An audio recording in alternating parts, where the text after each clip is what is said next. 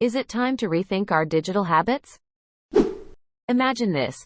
You're lying in bed on a lazy Sunday morning, scrolling through your social media feeds. You're lost in a sea of cat videos, memes, and sending them to your friends. Do you know what you are doing is actually contributing to climate change?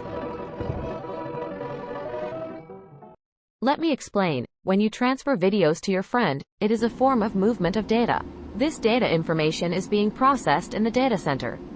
Data centers represent the brain, engine, and backbone of our digitalized world. They are energy intensive and thus contribute to 1% of climate change by emitting carbon dioxide. But it's just 1%. 1% is still a contributor. According to Corbett, 2018, the U.S. data centers handled about 300 million terabytes of data and consumed around 8.3 billion kWh per year in 2016, with a carbon footprint of approximately 35 kg carbon dioxide per terabyte of data. In another research by Baya et al., 2023, carbon dioxide emission from data center is projected to increase by up to 5.5% by 2025 to the world's carbon emissions. Maybe you don't know where these data center gets their energy resources from. Chances are they still use an ethical source such as burning fossil fuel to generate electricity. Well, most data centers still rely on the thermal power plant to operate the data center anyway. As you know, fossil fuel produces carbon dioxide gas emissions that contribute to polluting the atmosphere, leading to climate change. In 2015, more than 400,000 data center consumed around 1.5% of the national electricity supply in China alone. Well, now do we really need data center? And why is it significant to us? Living in the era of digitalization now requires us to depend on technology.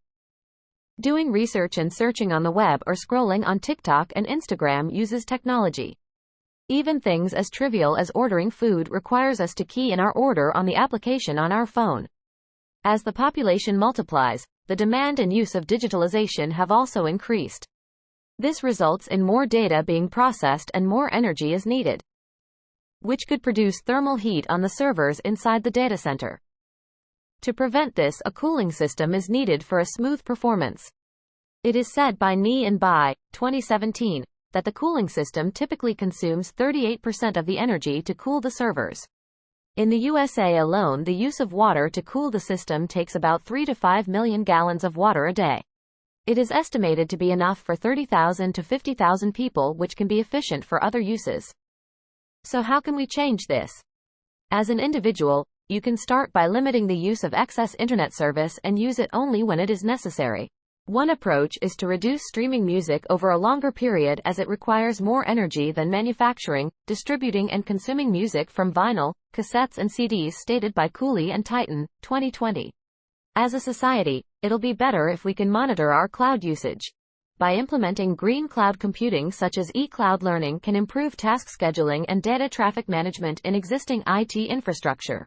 Another approach is a smart classroom using IoT, Internet of Things, which integrates traditional learning with modern technology, experiencing online learning and using an e-learning platform, hence, responsive and efficient performance for the students and lecturers. Microsoft 365 or Moodle utilize e-cloud learning software, which reduces the data-hungry application usage. In conclusion, these approaches reduce energy consumption in the data center, and hyperscale facilities such as Google have been more aware towards reducing carbon dioxide emissions and has adopted using renewable technologies such as solar to generate energy. They have also opted to construct their infrastructure in colder climates to minimize the use of cooling systems. The Google data center also manages data from popular platforms such as YouTube and Spotify. But what about Brunei? How do Brunei manage their data infrastructure to be greener? Brunei's telecommunication services, UNN, had invested in an eco-efficient data center, in which they use prefabricated modular data center design with the collaboration of Vertiv. This infrastructure is completed with an integrated cooling system, resulting in low carbon emission and low latency services, thus it is energy efficient. So have you rethink your digital habits? At the end of the day, data centers are still significant in our modern daily life. So by working together, we can ensure that data centers continue to power the internet while also protecting the planet for future generations.